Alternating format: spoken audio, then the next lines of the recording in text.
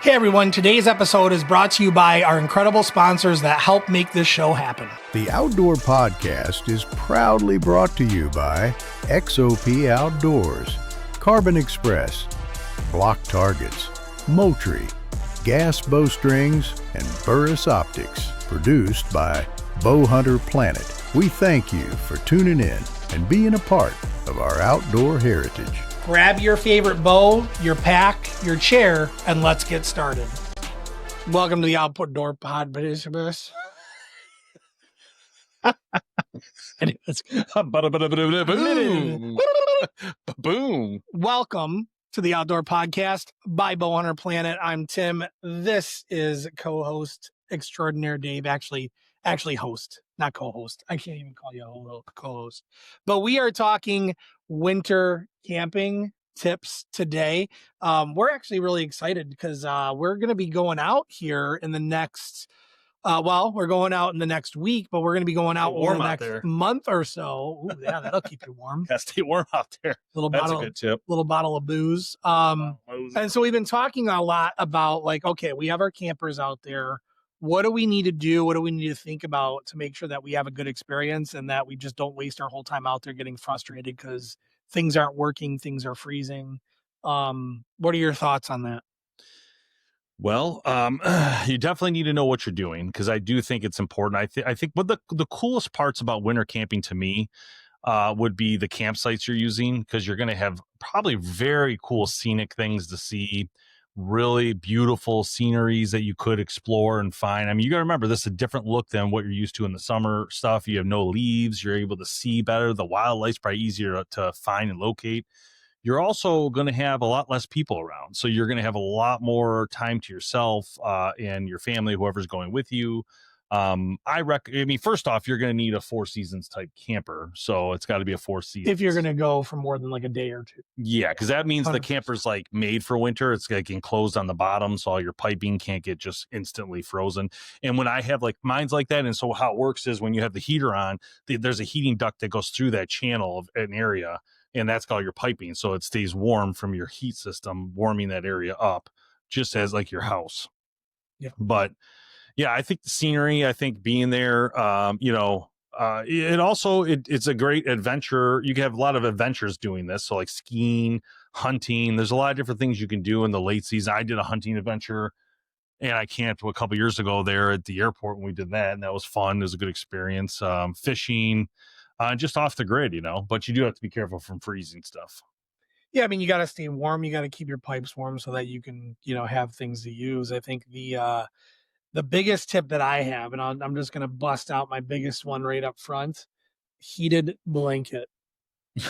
Heated blanket. I never would have thought Tim would say heated blanket. It is amazing. It is amazing. Having a heated blanket when it's cold out, you can just adjust it and have the perfect sleep no matter what. Nice and crispy inside the camper, but your toes are nice and toasty. I mean, you can't beat that, Yeah. But you're right. I mean, you got to know what you're doing. Some of the things that we have been prepping for ours is, we have a well on the property and a spigot off that well. We spent a little bit of time, putting a well, what do you call it? Well house around it to keep it kind of wet from the wind elements. Yeah. We also wrapped it with heat tape so that if it gets really cold, we can plug that in, keep it unfrozen. But what we do is we're not planning on running water to our camper constantly because it'll freeze. We're gonna fill up our tanks rather than run lines to it. I actually ran into that issue last year where my lines, I didn't realize it was going to be so cold, and the hose line froze up in my camper, and it took like half a day to unfreeze it, and it was a big pain in the butt. So yeah, you can't really have an external line going in for water. It would have to be either wrapped with insulation and a heat tape. Yeah, that'd be the only way. So for instance, like the best way to handle this would be to go to the fill station, fill up your camper with water. And then that's it. You fill it up, you take the hose out, you put it away, you tighten the thing down, and then now the water's internal, and that water, like I said before, will be heated by the heating system that keeps your Four Seasons camper going. So, and it's a bigger volume of water, so it won't freeze as fast. Yes, correct. Which is good. But then the other thing is like, how do you heat your camper, right? And I've personally, but use it at your own risk, I guess, is I personally use an electric heater for my primary, and then I use the propane heater, the for actual furnace, as a backup. Um, Mainly because when I go to a campground, I'm not paying for the electricity, but I'm paying for the propane refill, Mm-hmm. right? So you Cheapskate. absolutely. However, I mean, use at your own peril. There are people out there that say never ever use an electric heater in your camper because the outlets aren't installed to the quality that a house is, so that much voltage or amp or whatever you want to call it going through those lines that much could cause fire hazard and that kind of thing.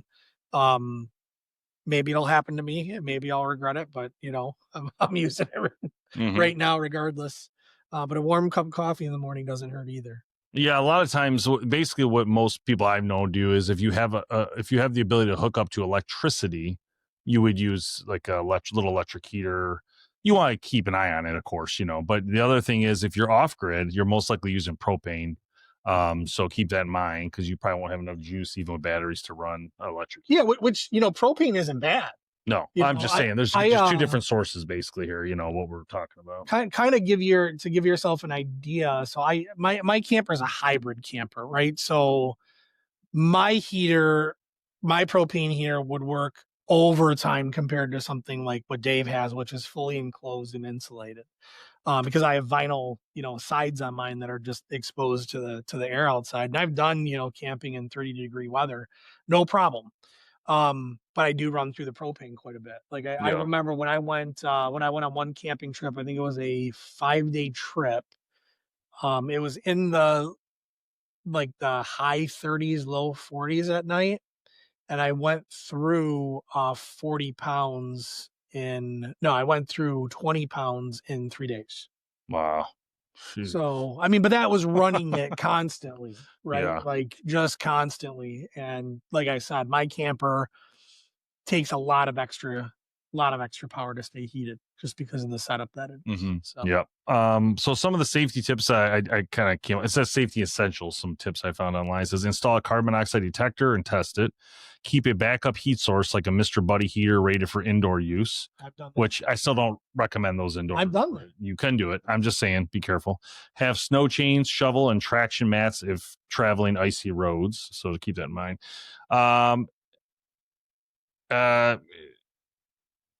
It's so sorry. It jumps to two different things here. two separate topics. So it says pro tips: always check campground availability. Some offer heated bathhouses and winter hookups. Keep a small electric heater near your water pump area to prevent freezing. Store extra fuel, water, and food since driving conditions may change quickly. Highly recommend Dittany Moore. Tim's favorite. Totally put in cans, corned beef hash, anything in cans you can put away in your camper, like soups. Just do it anyway. Like I went and bought a couple cans of soup the other day to put in Kevin's camper because I was like, in case I get hungry in the middle of the night, I have something I can make real quick. Just something you can open and it's a meal. The other thing is, this says best winter RV destinations. Now, I'm very surprised to see this, but it is a wide open area here. It says Michigan's Upper Peninsula. That comes up. That's interesting. I can't say this. It's Tequamana Falls. Is that by you, Kevin? Yeah, it's somewhere by you though, right? On the way to you? Like an hour away from you, or? Okay, so the falls, there's Porcupine Mountains or Holton area. Yeah. Interesting. Lots of snow over there. Okay. Man. And then Colorado and Utah, great for skiing and hot springs. Tennessee and Arkansas, milder weathers, open campgrounds year round. Florida and Texas Hill Country for snowbirds who want warmth but still camp in winter months.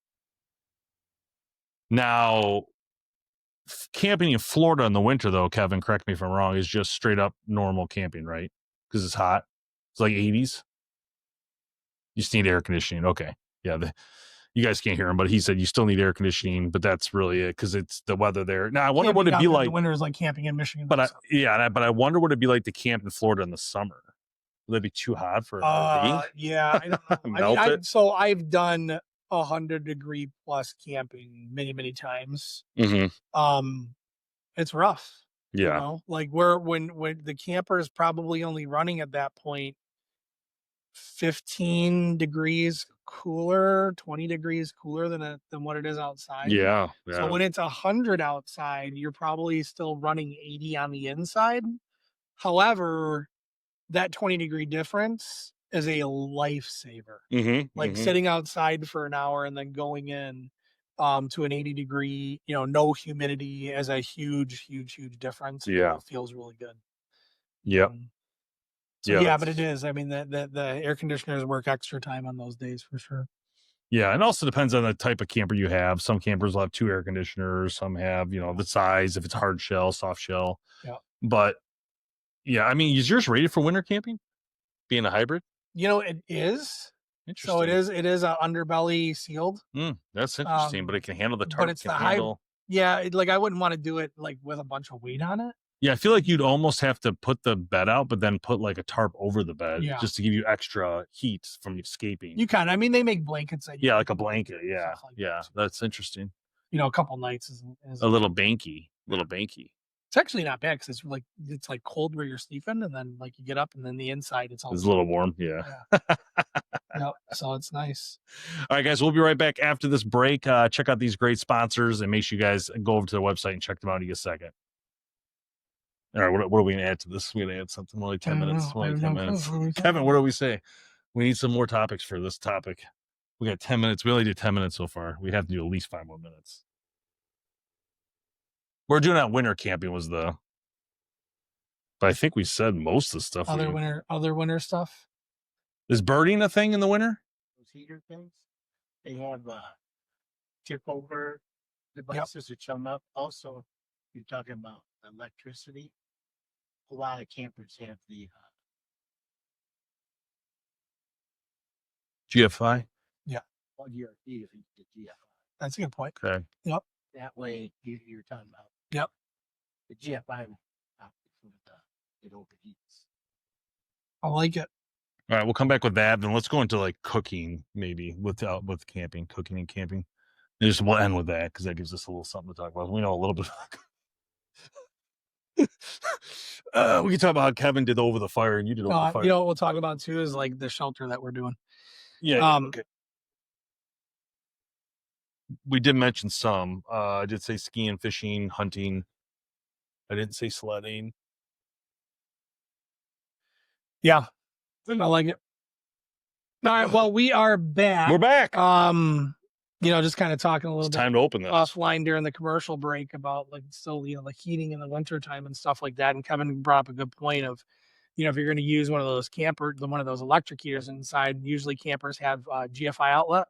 And plugging into that is a great way to keep it even safer, so that pops before the breaker and causes any issues. So great idea. I like that. Actually, I think I'm gonna have to change. Sounds good. I think one of the other ways we're trying to stay warm, we're going out in our little hunting excursion. It's going to be like in the low 30s, mid 30s. Good news or bad news? What do you want? The good news or bad news? Did it come? What comes tomorrow? Really? So you'd have to come pick it up. 6th. I know. Unless it's there right now. I'm not coming and picking it up. I know. I'll be. That sucks. So I was hoping we get to put it up to test it. Yeah. But go ahead. Sorry. But we're going to be putting up like a canopy shelter with sides, so that we can sit in there and stay warm with a little heater, like a little buddy heater. Oh no, it's there.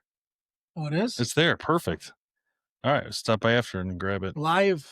We got it live. But that'll be fun. I think it'll be nice to so you're not stuck in the camper the whole time, right? Mm-hmm. We can go outside, we can set up a little TV, we can have our cooking equipment in there. Yeah. We can have some chairs, and we can just chill in this nice little warm little igloo dome. Yeah. It's like a 12 by 12. 12 and a half by 12 and a half. Pop up, right? It's a pop But up, it's a just hub like a style. 10 by 10 hub style you would put up, but it's octagon. Yep.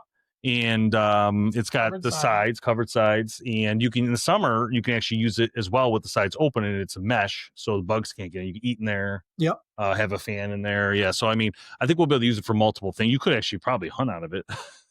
I think you could if they had a big enough. It's like a tan color. It's pretty cool. Like I'm excited about it. 12 by 12. I mean, that's going to be a big. But actually, hopefully we can open this weekend. I'd like to see it. We could test it a little bit. I And think see. we're going to. Yeah. That'd be so fun. And then actually we probably leave it up if we pin it down, maybe. I don't know. I mean, we could because I'll be there the next weekend, so I can always, see what it's like and take it down if we need to. We will be gone for about 4 weeks though. But I'll be back the next weekend. But after that, you won't But be yeah, back after for that, 4 I don't know weeks. if we want to leave it up for that long.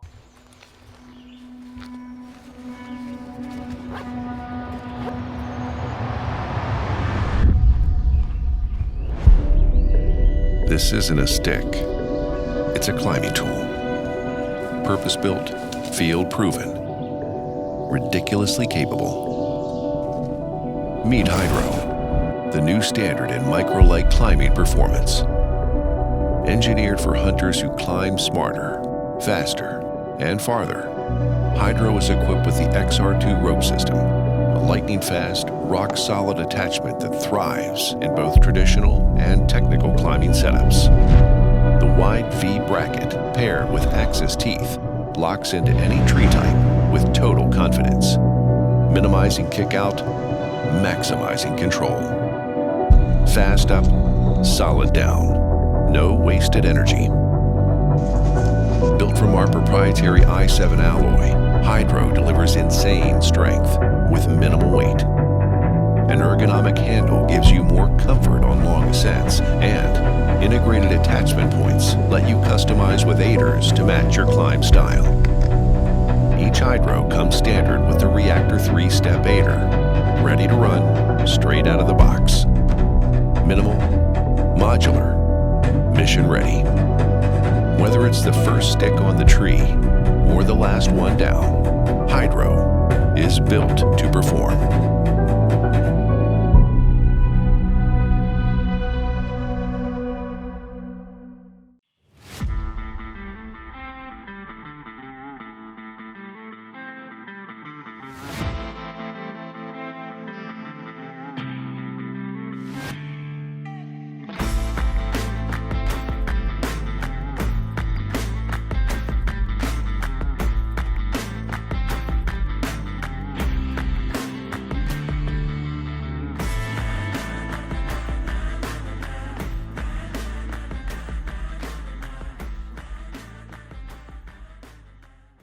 Yeah, and what did we talk about the adventures for camping? Like we said, you can do hiking, skiing. We kind of mentioned that earlier.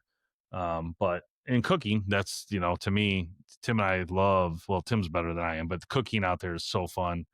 And open fire cooking. You did the steaks. Kevin did the hot dogs, the beans. Yeah, anytime you can do open just fire, it so just takes good. time. But the flavor's so good. You can taste the little smoky flavor to everything. Yep. Potatoes, corn on the cob, and some sort of meat. Like that is the perfect combo for open fire cooking. So you have to find the little meat markets wherever you go, because we found one by us and it is lights out. Lights out. They take the chicken, it's garlic. What is it? Garlic butter. Garlic butter chicken. It's marinated in butter. So good. Think about that. Marinated in butter. So juicy. It's amazing. Yeah, and so we just Blackstone it, and Tim did the other day, did like potatoes. What did you put on those potatoes, by the way? Danos original. Oh, it was Danos. Yeah, that's all I had. It was pretty good, I thought. Did you put oil on them and then Danos? Butter, okay. Yeah, because I made those today. Actually, I was trying to copy you, but I didn't put Danos. I just did garlic salt, but they were pretty good. I like garlic salt. You just need something basic with potatoes. Yeah, corn on the cob. The way I always do my corn on the cob is I soak it first. Keep the husk on, soak it, throw it on the fire, but then let it get like nice. And it takes longer than you think. Made the mistake of letting my wife do it on the open. That first one was raw, bro. That first one was raw. There's a couple that weren't cooked. I started eating that. I was like, this thing is raw. She's like, are these done? I'm like, I don't know. She's like, they look done. I'm like, okay. And then they weren't done. But it was still good. Yeah. Actually, that stuff you could eat it raw. It's so sweet. It is. Sweet corn you can. There's no problem with it. It just doesn't have that same. No, it's not hot. You feel that sure. heat just But we'll have to do some different stuff and report back for sure. Oh, and we also bought a bottle of bourbon or something. What is it? Skankies. Oh my gosh. It's almost like a Kahlua. We're so excited about it. It's got this really cool bottle. Yeah. And it's like a vanilla flavored liqueur, and you put it in coffee. You can drink it straight. It tastes so good. It's just like vanilla and sugar is what it tastes like to me. But that'll warm you up. Yeah, Tim and I don't actually drink a lot, but it was just like that one bottle. Like, look at this bottle. This bottle's been here for a year. We haven't touched it, but I just opened it. But this is from this company called Drop. You opened it? 12. I did What's open wrong it. with you? I figured. That's your ADD kicking in. Now I want to smell it. It smells awesome. You smell it? It smells so good. I don't know. Yeah. This looks great. And these guys sent us 2 of these bottles. I gave one to Jamie. I think he drank it already because he was real big into bourbon for a while. Well, that isn't bad, actually. Yeah, it smells good. Wow. What's it say about the bottle? I don't have my glasses. It says something about aged. It's 12-year. Bourbon, whiskey, aged something. Rope Tine 12-point bourbon whiskey finished in brandy barrels. So I'll check these guys out when you get time, guys. It was nice on the send us a couple bottles. Drop Tine. I don't know why I said Rope Tine. Drop Tine. Yeah, that looks great. And it came with this cool bag. I'm pretty excited about this bag.